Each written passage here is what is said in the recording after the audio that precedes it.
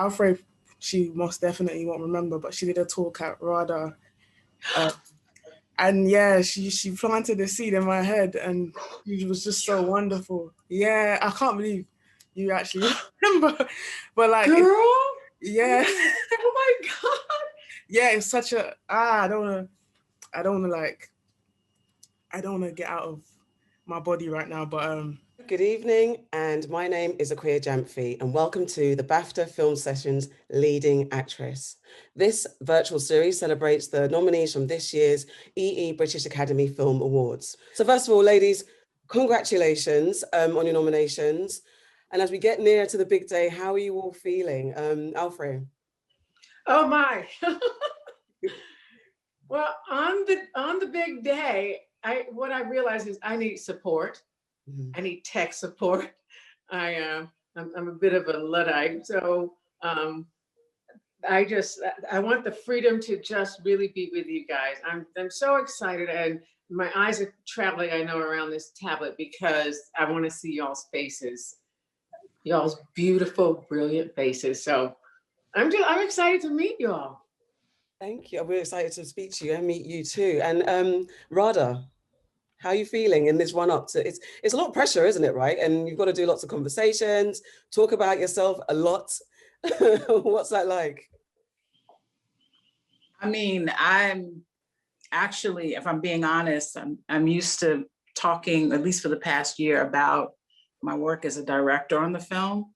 And so this is a new conversation. I'm a little in awe and starstruck by my co-nominees.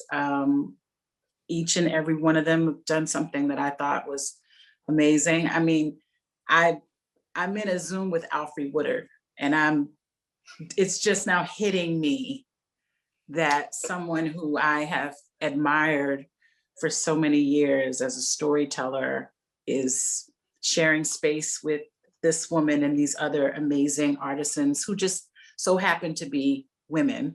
So yeah, I'm just happy to be here. Again, I said this the other day when we were talking, is for me, being nominated is not so much about my particular performance, but the journey of the movie, that we've made it this far. And so I get very emotional when I think about how far we've come. And but I'm very, very honored to be here. Thank you. We're honored to have you. Vanessa, how are you feeling in this moment? Oh, just like so grateful. I mean, to be with you all, and also I think for us all to have had films that really actually came out this year, you know, and ones that like you can just tell had so much love in them.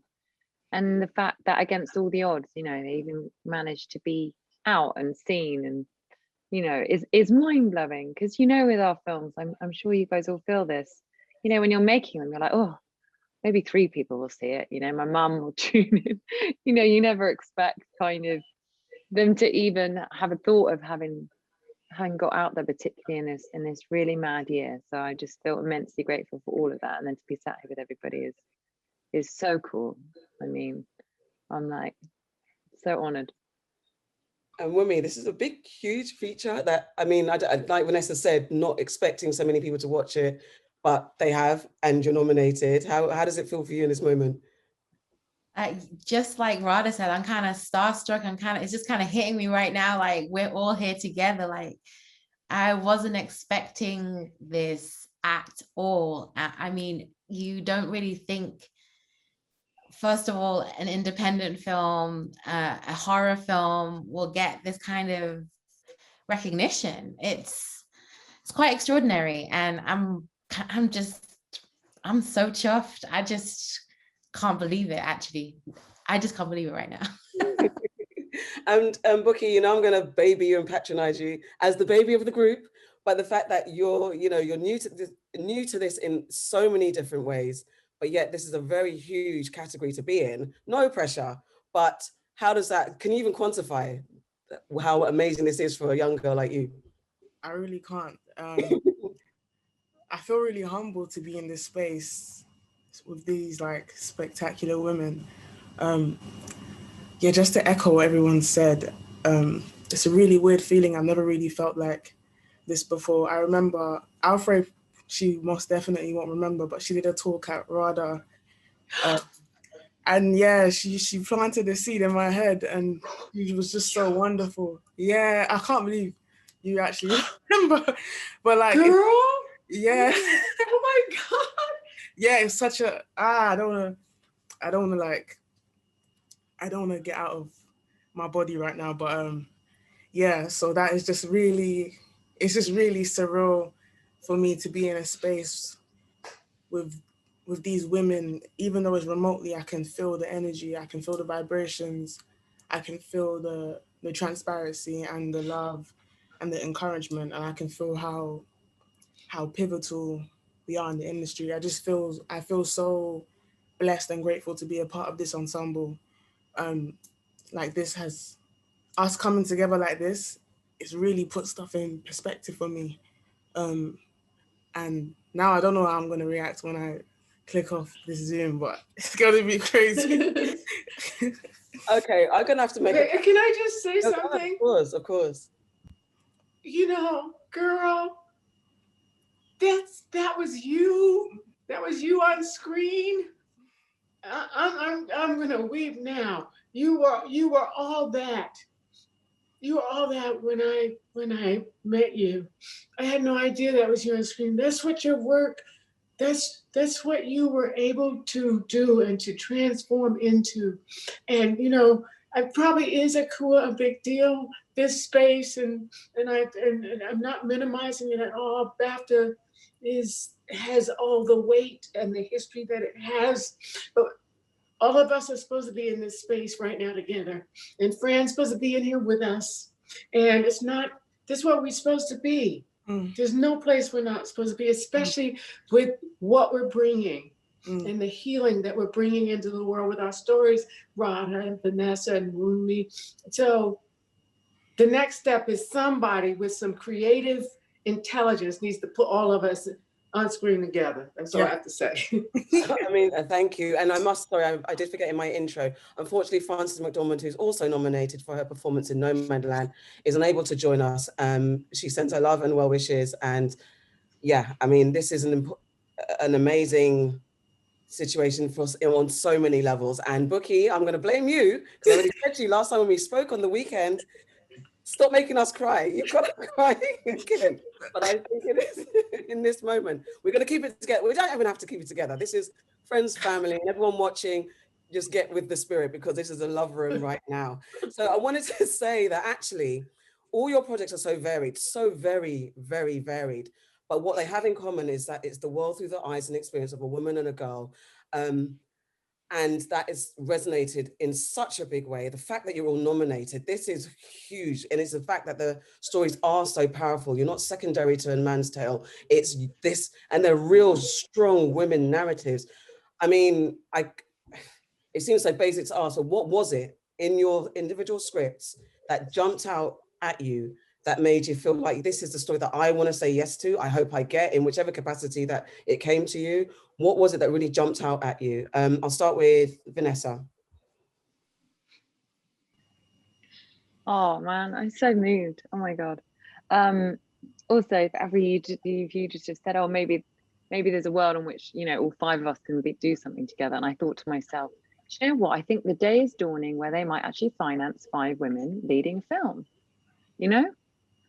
And I think that's honestly what I felt when I first read Pieces of a Woman. Was I couldn't believe that a quarter of the screen time was just a woman giving birth, simply a woman giving birth.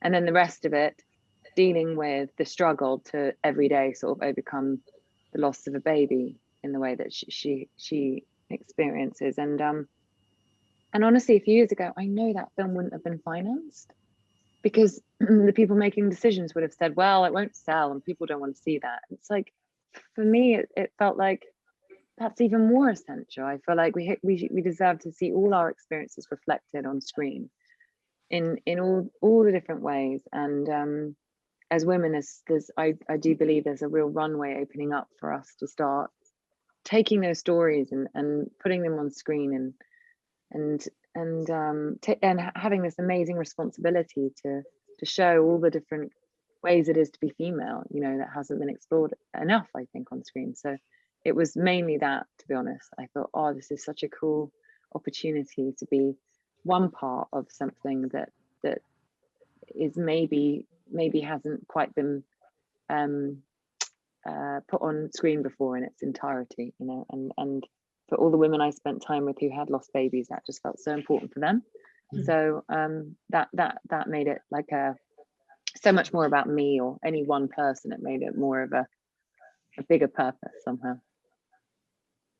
Wumi, I mean, how did Riel jump out of a horror? Because it's a horror. I was scared, and you scared me, but yet it's a strong, powerful narrative. So what was it in the script that took you past the fear? You know, it was interesting because reading the script, I really wasn't sure if this house was haunted. Like the way it read, it was like this could all be in their heads. Like it could just be like a metaphorical. And I've you know, I kept on saying to Remy, but is it real though? Is this just in their imagination or is this real? He's like, well, Remy, it's real because we're making a horror film. And but yeah, I was so challenged by the script. I was challenged my ideas of right and wrong, good and bad, you know, relationships, you know, how to get through these, like the darkest sides of a relationship. I really feel like those two are clinging to like crumbling rocks and climbing this huge mountain, and they're kind of individual and together. And I just really